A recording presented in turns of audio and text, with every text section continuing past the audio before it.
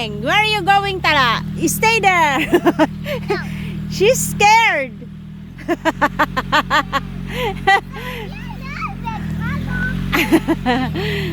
So ayan yung ginagawa ng aking biyanan. So ang time natin ngayon mga guys is 5 PM. So dahil wala naman akong ginagawa, nandito ako sa ilalim ng aming magnolia tree. As you can see, nandito ako ngayon sa wait. Ayan, nandito ako ngayon sa ilalim ng magnolia tree. Ano ba ang ginagawa ko dito? Obviously, tinatanggal ko yung aking mga kapatid. So ito yung aking mga kapatid do. Ayan, dahil wala naman akong ginagawa mga guys, ito tinatanggal ko to kasi kawawa naman yung biyanan kong lalaki. Kaninang umaga pa yan nagtatrabaho, and ako naman kanina naglaba kasi ako kaninang umaga, and then naglinis na rin ako ng taas dahil nga 'di ba sabi ko yung katulong dito hindi naman nililinis yung upstairs. So ako ang naglilinis doon. And ayan. So ngayon tinatanggal ko yung ito yung sinasabi ko sa inyo mga guys na ortiz. So ginagawa daw tong gamot. Paulit-ulit ko itong sinasabi. So every winter guys wala ito dito. So nawawala silang lahat diyan.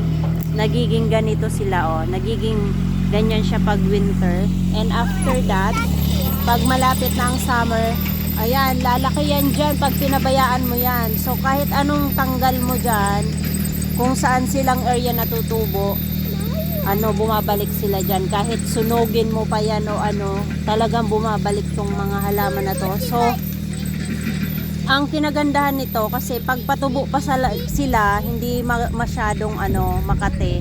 Pero pag natapatos sa balat mo, sobrang kati. Alam nyo ba yung ano ba yung makati sa atin? Ano bang tawag doon? Pero ito sobrang kati mga guys. Ang gamot lang nito pag nakadikit sa skin mo, maghuhugas ka lang ng ng suka. Ayan. Suka lang mga guys. Tapos may special sila, yung pinapahid na parang mint. Parang bang tawag doon? So ayun, mabilis lang tong matanggal pag halimbawa nakadikit. So alam nyo ba, parang pag nakadikit to sa balat nyo, para bang yung kinukuryente kayo. Ganun yung pakiramdam guys ng nito pag nakadikit sa balat nyo.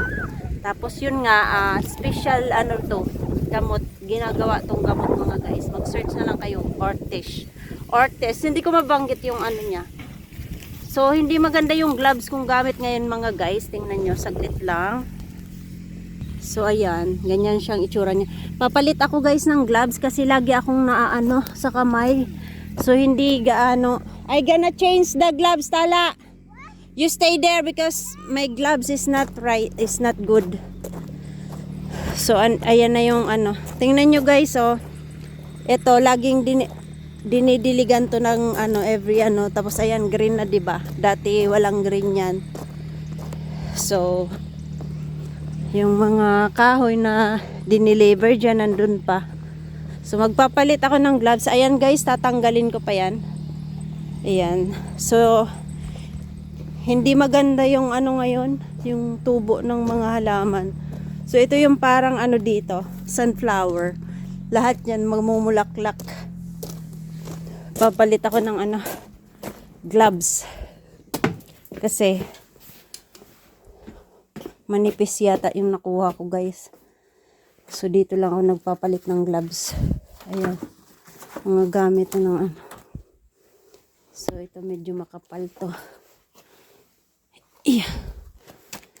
Ayan. So ito na tayo. Itong kukunin ko. Kasi medyo makapal to mga guys.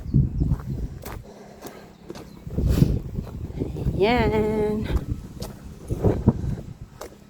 So hindi gaanong mainit ngayon. Tingnan nyo yung mga puno, nagsisimula ng mag-green yung mga dahon. Nandun si Tano. Ganyan yung ginagawa ng biyanan ko. Pinapantay niya to. Don't go there, you go here. Ganda ng bulaklak You come here, Tala. Picture here. Ayan. So, simula na tayo mga guys. Ayan, saglit lang. Tatlagay ko lang to. Ayan. So, ang pagtanggal niyan mga guys, ganyan lang ah. So, dapat hindi nakadikit sa balat.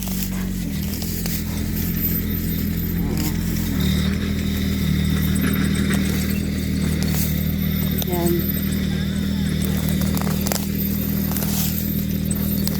So,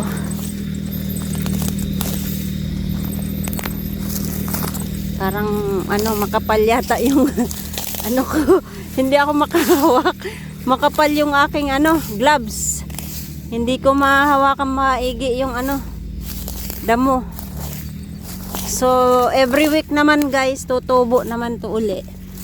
Kasi, kahit anong gawin mo na kahit anong gawin mong tanggal nito, kahit yung mga ugat niya, babalik at babalik pa rin to dito. Ayan.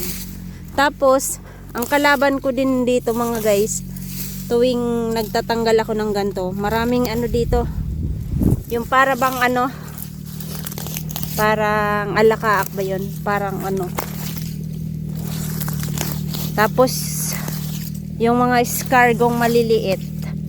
Alam mo yung escargot, yung snail. Yan yung kalaban ko dito pag summer. Ito. Tapos yung mga uod. Yan. So, ganyan lang guys ang pagtanggal niyan. Ganyan lang ang pagtanggal nito. Easy lang. So, kung maarte-arte ka, huwag mo nang gawin. Pero kung hindi ka naman maarte at marunong ka makisama sa mga naabutan mo, gawin mo na kasi wala ka namang ginagawa. Ayan. Kaysa mag-arte-arte ka, wala namang yung arte mo. Nanghihina nanghihina yung kamay ko dito sa gloves na to kasi hindi ko mahawakan maigi yung mga damo. Yan.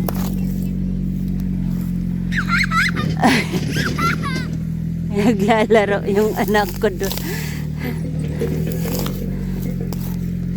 So, ayan lang mga guys. Ayan lang. So,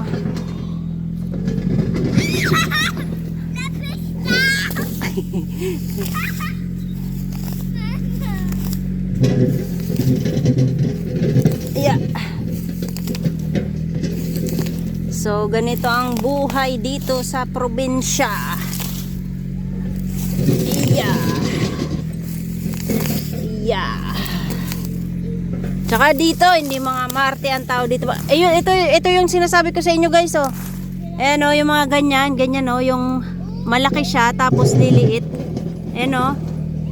Abang tawag dyan sa inyo? Ayan, oh. Humahaba siya, tapos pag nahawakan mo siya, liliit siya mga guys. Ayan yung kalaban ko dito pag summer na. Ngayon kasi umpisa pa lang eh. Kumbaga pritom pa lang, hindi pa talagang summer na summer.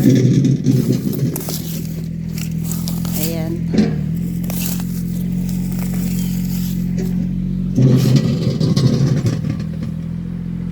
Pritom. Nababaliw yung aking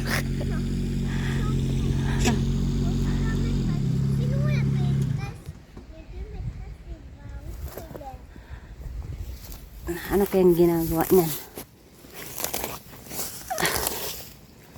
Actually yung lupa dito guys, sa banda dito, yan bago yan.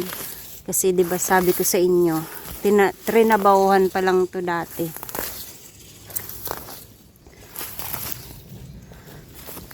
Bagong trabaho, bagong salta yung lupa.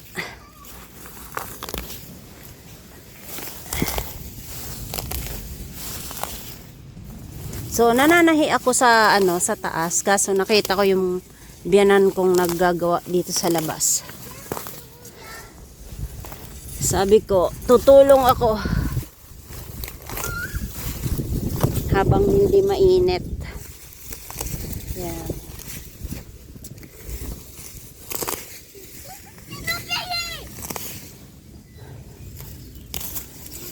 Mas exciting guys pag ito green na green tapos yung mga daisy lumalabas. Ayan, tulad ng ganyan. Daisy, daisy, syete.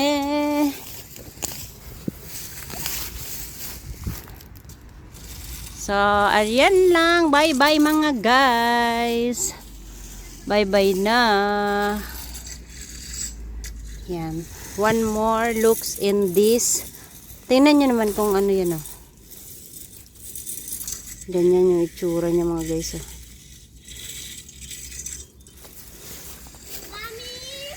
Yes.